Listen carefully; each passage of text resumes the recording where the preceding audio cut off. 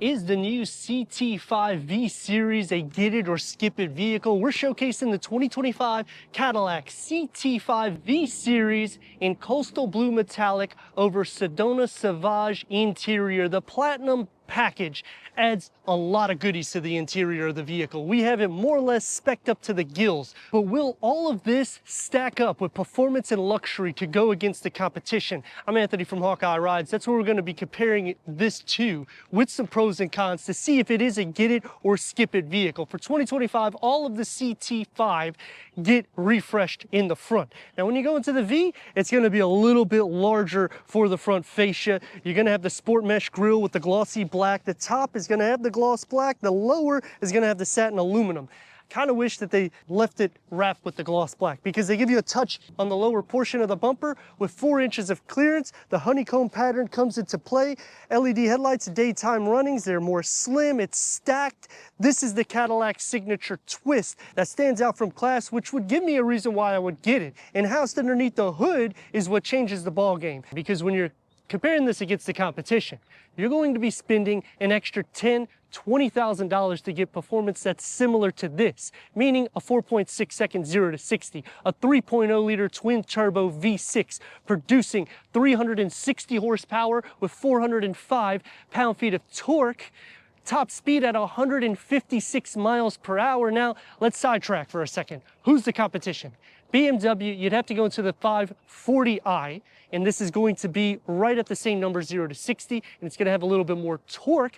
We have the all-wheel drive configuration, which you can't option that on the V Blackwing. This also has the 4th generation magnetic ride control, which changes the damping to make the ride more luxurious or more sport-derived, depending on the drive mode and the conditions of the road. And that's paired to a 10-speed automatic transmission. Now going into Audi, the S5, they're going to have a refresh. So it should be a 2025.5 for North America, but 2026 guaranteed is going to be the refresh. Either way, it's going to have more horsepower and torque.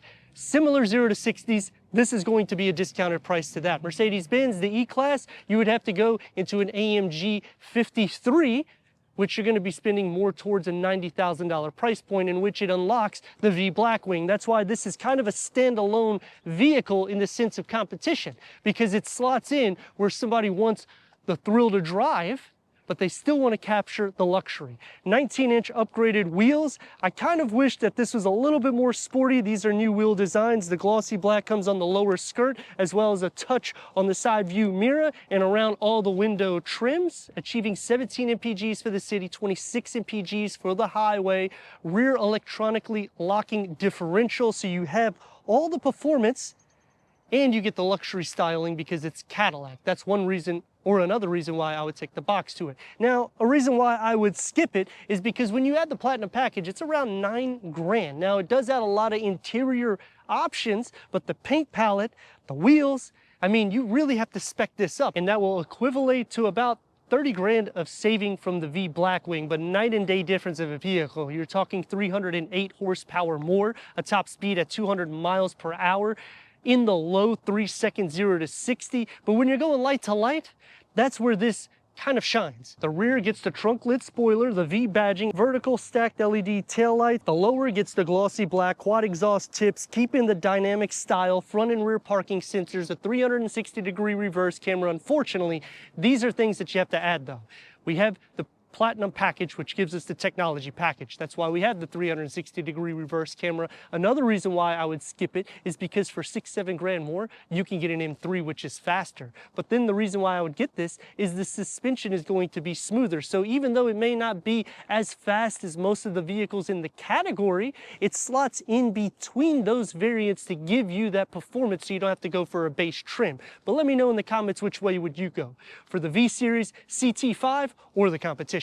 Quick release, going into 11.9 cubic feet of storage. You have a little storage nook here. Underneath the floor, you have a divider with a little bit more storage. And to split fold the rear bench at the 60-40 split, you have to go into the back in order to do so. This is a V-Series. We need to go inside, start it up, so you can hear that exhaust note.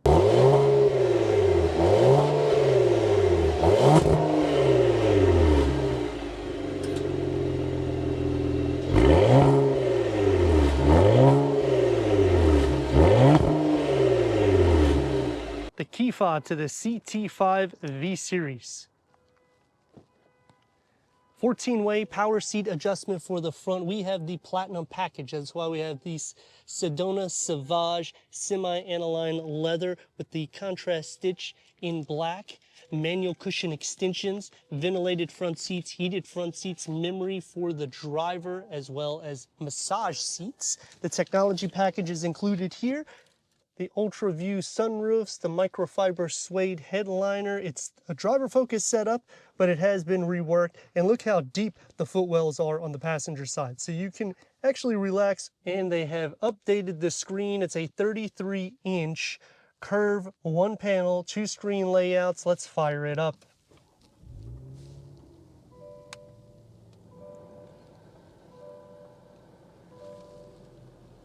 We have the Super Cruise Control as you're seeing it on the sports steering wheel. It's heated leather wrap. You get the carbon fiber multi-function with the paddle shifts and the screen configuration. It's going to be touch on the side, which can configure the gauge cluster, the heads-up display. You can put the maps here. This is Google based. You can also have it as a clean or assist. Go back here. You can change the gauge layout, and you have the performance page, which is awesome because this is a huge discount from the V Blackwing. And the best part, the performance page, which shows all of your gauges. So if you do want to have any recordings, you take this to the track, you can do so. Apple CarPlay, Android Auto, Amazon Alexa, Google Play Store, Google Assist, OnStar with 5G capabilities, and look how smooth and precise it is. It's a 10-inch screen here for the center cluster, 360-degree reverse camera with trajectory that will expand out, and you can change different layouts for that. With dual climate control settings, you get the orange stitch work and more carbon fiber that's going to be on the passenger side. We still have physical buttons, so I applaud Cadillac for doing it with a wireless charging pad. Here's how you change the driver mode right here. Gives you a total of 4 or 5 different driving modes.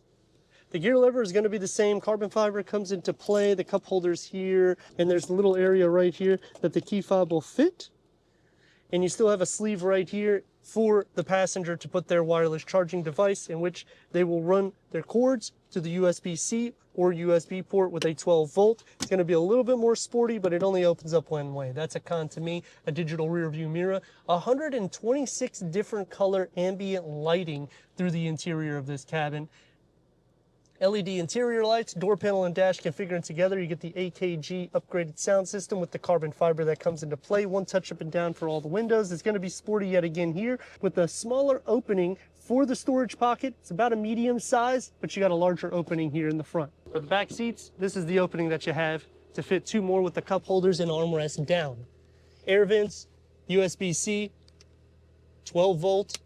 Storage beyond both of the front seats, and the door is going to have the same segment as the front with the carbon fiber, AKG sound system, sporty, and literally about the same size storage pocket. Now, one con that I have is they only have carbon fiber on like 4 or 5 parts on the vehicle. These are upgraded components. Kind of wish I saw more. Leg space isn't bad. You sit up quite a bit in the back seat.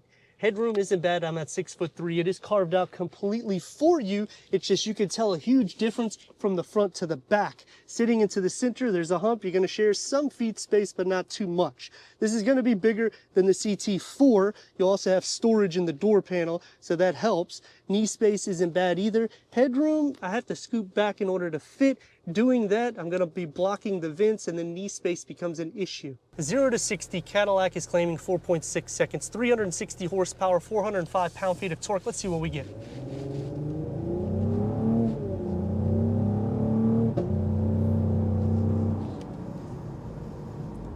You get the exhaust that filters in, but then it just kind of dies. It keeps more of that luxury vibe alive. I do appreciate that. You do have the magnetic ride control that's on the 4th generation. That's the same as the CT5 V Blackwing. Taking some bends. Pretty precise.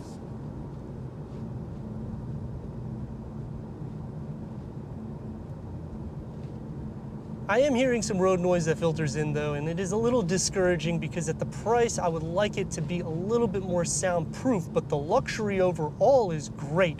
The seats are gonna be a little bit more firm, but you're in a sports luxury sedan. So again, these are things that you are expecting to come out of it. Massage seats, that is awesome, because at this price, you're getting heated, ventilated front seats, and 16-way power seat adjustment. It's gonna take me to some pros and cons. Starting off with the pros, you've heard quite a few throughout the interior and exterior of this review. The refresh is definitely welcome. I like the technology. I just wanted to hear some of that exhaust so that way you guys could hear it as well. The exterior, it looks more beefy. 4 inches of clearance, it ticks the box for that. I wish the wheel design was a little bit more sporty, but I'm okay with it because it is a Cadillac. The price structure is good because if you're looking at BMW, well, they don't make an M550i anymore. So this would slot into that sweet spot where that vehicle was. And when you're considering the price, it's literally a huge discount because that was right at 100 grand.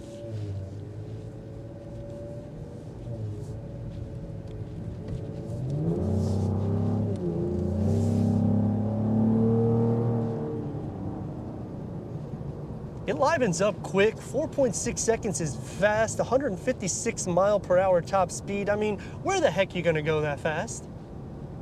And for the daily, it's not something that's gonna break your back. Now, some cons is some of the materials, they do a good job covering it up, but it would be nice if it was more soft materials. The suede headliner, it's not as soft as I would like it to be.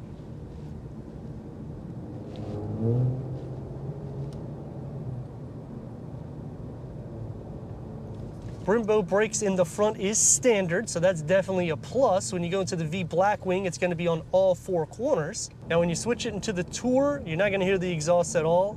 Kind of wanna hear it a little bit more so, but then in the same category, that's why they have a V Blackwing. Going against competition, Mercedes, you're gonna spend a ton of money and they don't have anything either that's going to be in the middle grounds because you wouldn't go into a C-Class and then the CL is only going to be a 2-door. Going into the E-Class, you either go base or you go AMG 53, in which this slots in between. The same thing for Audi. We haven't got the refresh yet, so until that comes in North America, this is literally the way to go because you got the technology that's upgraded, you got a soft suspension, you have a performance variant underneath the hood, and you got the styling elements that back it. Turn radius at more or less a stop point is about 2 lanes. Let's rock and roll.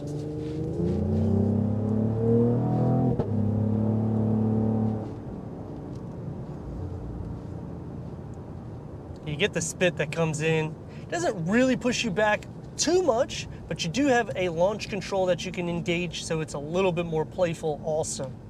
So overall, these are reasons why I would get it. The only reason why I would skip it is because you're kind of so close to the other performance variants MSRP, but then you would be lacking in the feature. But let me know which way you would go in the comments, and if you're new to the channel, consider subscribing. Check out the next video, membership, live stream, TikTok and Instagram. Leave a comment and a like, and I'd like to thank our friends here at Coast Cadillac in Port Richey for giving us this 2025 Cadillac CT5 V-Series for our car review. Some other cons is the Super Cruise Control.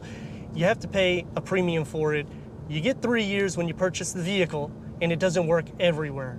For something that is going to have a premium, I would like it to work everywhere all the time. You don't get a lot of carbon fiber through the interior, the dashboard's hard, the top of the door panel's hard, and it's lacking in storage, but this is all things that equate to a sport luxury sedan.